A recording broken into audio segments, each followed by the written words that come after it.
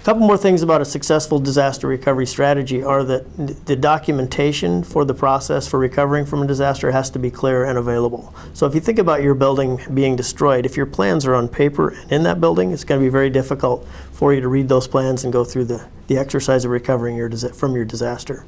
So keeping the plans current, keeping them documented in electronic fashion in a remote facility from where the facility you're trying to recover are very important. Having access to those documents during the disaster also is very important. So having an ability to get to those documents electronically through mobile devices or through other computing devices is a very important process. One other thing that we find extremely important as companies are recovering from a disaster is the fact that they've practiced. By say practice, I don't mean destroy your building, but I mean work through an exercise of a tabletop exercise, which basically is sitting around a table and discussing what you'd have to do in the case of a particular kind of disaster, all the way to actually doing what's called a disaster recovery test or an exercise. I think the reason that we call them exercises, or the business calls it exercises, is the objective with the disaster recovery exercise is that you would improve every time. So as you maybe do your first push-up, you might not be that good at it, but if you practiced 1,000 times, you'll get really good at doing push-ups. The same thing with disaster recovery exercises. Cosentry has 4 markets, 4 cities with 2 data centers in each market. And one of the reasons that we have this setup is that it allows organizations to subscribe to or be consumers of multiple facilities.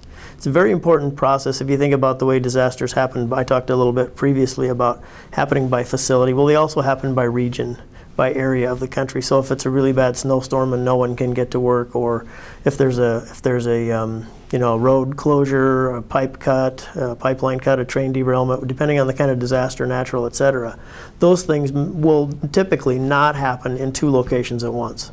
So if you think about a tornado as an example, it'll happen in a single location, maybe a breakout of tornadoes in a regional location, but certainly not 200 miles apart, or it's very unlikely that it'll happen in facilities that are 200 miles apart.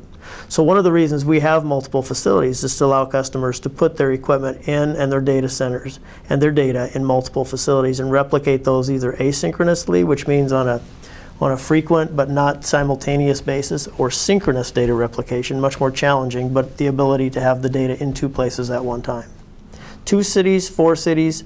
In our particular case, having the ability to have your data in your data centers and your equipment in multiple locations certainly can facilitate you achieving a much higher uptime and a quicker recovery from any sort of disaster you might experience.